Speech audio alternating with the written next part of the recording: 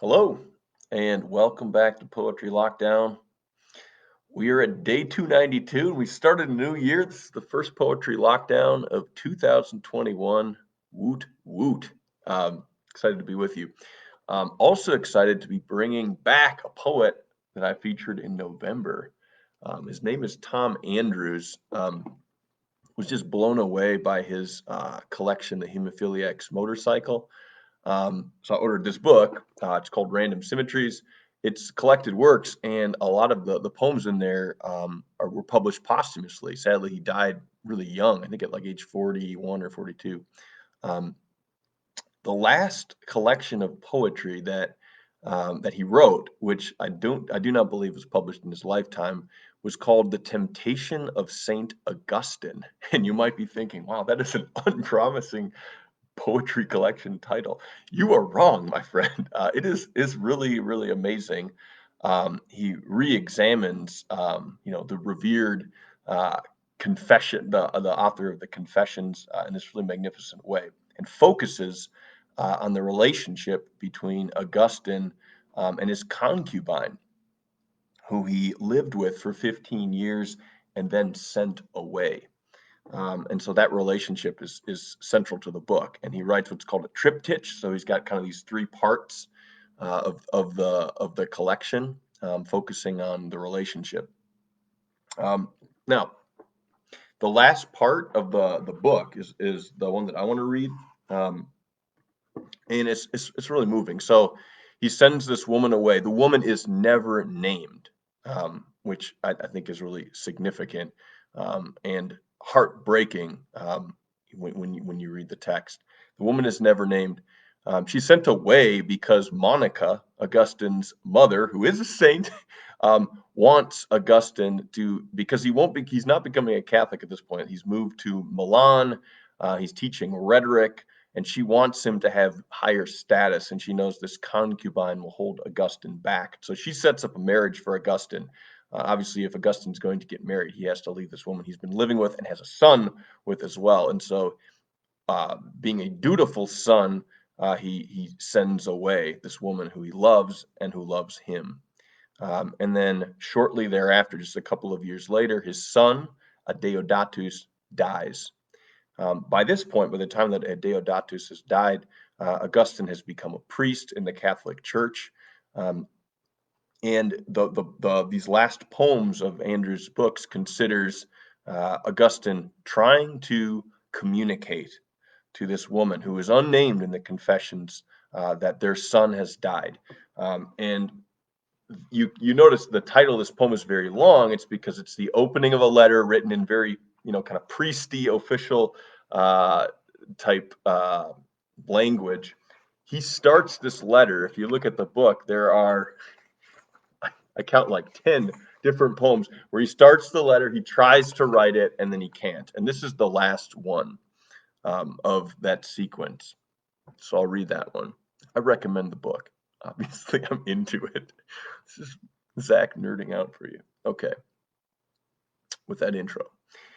A letter from Aurelius Augustine, priest of HIPPO REGIUS II, devout handmaid of God, fellow servant of Christ and of the members of Christ, warmly cherished in Christ, whom I commend to the protection and guidance of God's mercy for present and eternal salvation. What I'd give not to have to tell you this.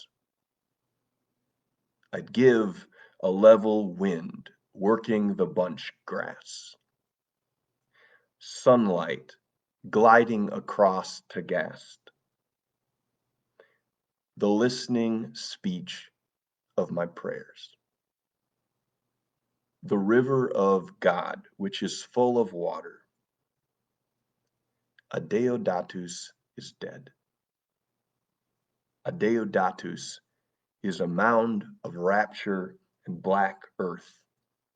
Our son, blessed with holy gifts of devotion and intellect, 17 years puzzled with us. At the end, he cried for his mother, demanding why I sent you, fragrant ghost, away. For the love of God, yes and no. For the love, too, of severing our lives, a new vast world like a wafer on my tongue. O Lord, help me. I cannot remember your face, or your face is a high icon in a dusk-lit chapel. Forgive me, I will never tell you this.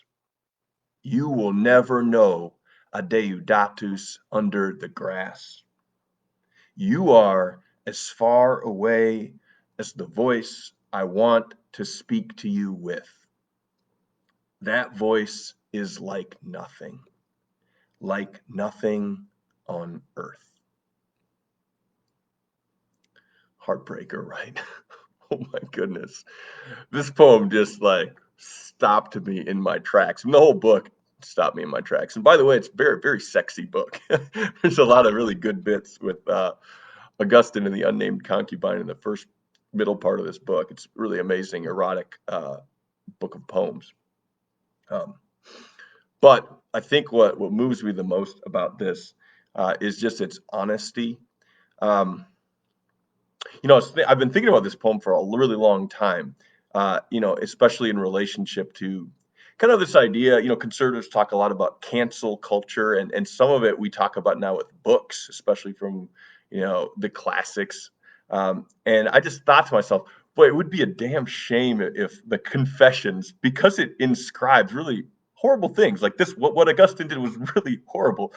But what I think I love about this, what I think I love about Augustine as a saint and as sort of a model is he inscribes into the very book his worst things. Like people think, I think like, oh, the lust, that's the bad thing.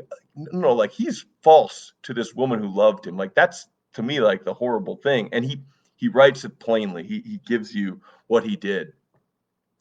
Richard Rohr talks about the Bible as a text in travail. Like it inscribes the worst in us, and I think that's kind of consoling. I think of the Confessions the same way. And so my favorite part of this is actually really one of the harshest lines, where Augustine says, Adeodatus is demanding why I sent you on his deathbed, fragrant ghost away. And Augustine says, for the love of God, well, yes, in part, and no, for the love too of severing our lives, right? A new vast world like a wafer on my tongue. So it's like there is this like hungering for God, but it's also inextricably linked to Augustine's ambition. He's a guy who wants power, and he names it here. And I think for Andrews to do that honestly in this Persona poem, it's moving, it's honest, and it's heartbreaking that this letter that we're reading, that we get as the privilege as a reader, is not going to be, at least in the fictional world of Andrews, going to be seen by the mother of Adeodatus. So I've gone on for way too long, but seriously, if you haven't heard of Tom Andrews, you haven't read any of his poems, Hemophiliac's Diary is amazing. This is a great collection. So thank you, Tom Andrews. Um, and thank you all for tuning in to this wild and weird poetry lockdown today. Peace.